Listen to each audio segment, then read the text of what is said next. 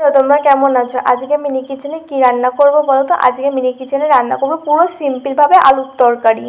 তাই প্রথমে আমি উনুনের জালটা ভালো করে ধরিয়ে উনুনের পরে বসিয়ে দিলাম কড়াই। এবার কড়াইটা কিছুক্ষণ ভালো করে গরম হতে দিতে হবে। আলু তরকারিটা আমি রান্না করবো। আলু তরকারিটা রান্না করার সময় কিন্তু বেশি কোনো মশলা দেবো না, শুধু লবণ আর হলুদ দেবো, তাতেই আলু তরকারিটা খেতে যা টেস্টি হবে তোমরা না খেলে বুঝতেই পারবে না। গরম হয়ে গেলে কড়াইতে তেল দিয়ে দিয়েছি। তেলটা গরম হয়ে গেলে তার মধ্যে সোমবারের জন্য দিয়ে দিলাম কিছুটা পরিমাণে 5 ফোড়ন, আর দিয়ে দিয়েছি 2টো কাঁচা লঙ্কা বা লঙ্কাগুলো কিছুক্ষণ ভালো করে ভেজে নেব। এখানে কিন্তু 5 ফোড়নের বদলে না কালো জিরেও দিতে পারো। আমার না কালো জিরে বাড়িতে ছিল না, তার জন্য আমি 5 ফোড়ন দিয়েছি। যদি মনে করো 5 ফোড়নই দেবে, 5 ফোড়ন কিন্তু খেতে খুব টেস্টি হয়। দিয়ে কিন্তু আমার লঙ্কাটাও ভালো করে ভেজে নেওয়া হয়ে গেছে। লঙ্কাটা ভালো করে ভেজে নেওয়া হয়ে যাবে তেলের পরে দিয়ে দিয়েছি কেটে রাখা আলুগুলো। আলু কিন্তু আমি ভীষণই কুচি কুচি করে কেটে নিয়েছি। আলুগুলো তেলের পরে দেওয়া হয়ে যাওয়ার পর আলুগুলো কিছুক্ষণ ভালো করে ভেজে নিতে হবে। তার জন্য আমি দিয়ে দিলাম পরিমাণ মতন লবণ, আর সঙ্গে দিয়েছি পরিমাণ মতন হলুদ গুঁড়ো। লবণ হলুদ দেওয়া হয়ে যাওয়ার পর আলুগুলো আবার কিছুক্ষণ খুন্তিতে ভালো করে নাড়াচাড়া করে দিলাম। আমি এই রান্নাটার ভিতরে আর কোনো মশলা দেবো না। নামানোর আগে সামান্য পরিমাণে গরম মশলাগুলো দেবো। এই রান্নার ভেতরে বেশি মশলা দেওয়ার দরকার নেই, সিম্পল ভাবে এই রান্নাটা খেতে বেশি ভালো লাগে।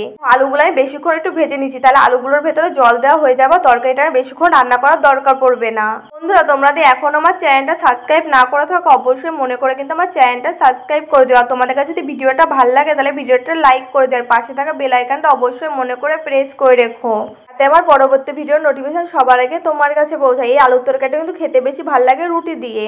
তোমাদের সাথে গল্প করতে করতে কিন্তু এদিকে আমার তরকারিতে জল দেওয়া হয়ে গেছে। তরকারিতে জল দেওয়া হয়েছে পর আমি খুন্তিতে একটু ভালো করে নাড়াচাড়া করে দিয়েছি। এখন তরকারিটা কিছুক্ষণ ভালোভাবে রান্না করে নিতে হবে। আমি এই রান্নাটা আমার মার কাছ থেকে শিখেছি। আর এই তরকারিটা আমরা বেশি খেতাম গোলা রুটি দিয়ে। তোমরা কি গোলা রুটি কি জিনিস বোঝো? কড়াইতে যে রুটিটা হাত দিয়ে বানানো হয় সেটাকে বলা হয় গোলা রুটি। গোলা রুটি অবশ্য আমি বানাতে পারি না, কিন্তু গোলা রুটি বানানো খুবই সোজা। আমার মাকে দেখেছি, মানে খুব তাড়াতাড়ি হয়ে যায়, বেলা ঠেলা থাকে না। এমনি আমি রুটি বানাতেই পারি না।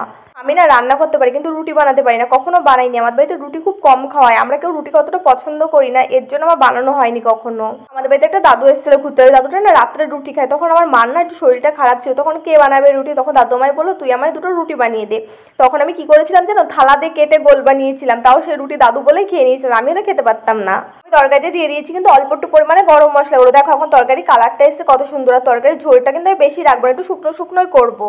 এই আলুর তরকারিটা বানানো খুবই সোজা, খুব তাড়াতাড়ি রান্নাটা হয়ে যায়। দেখো আমার কত তাড়াতাড়ি রান্নাটা হয়ে গেল। এখন আমার আলুর তরকারি রান্না করা কমপ্লিট। আমি সুন্দর করে বাটিটা নামিয়ে নিলাম। তোমাদের কাছে আজকে মিনি কিচেনে আলুর তরকারি রান্না করাটা কেমন লেগেছে অবশ্যই কমেন্ট করে কিন্তু আমায় জানাতে ভুলবে না। তোমাদের কাছে যদি ভিডিওটা ভালো লাগে তাহলে একটা লাইক করে দিও। আলুর তরকারিটা কিন্তু খেতে হয়েছিল খুবই টেস্টি।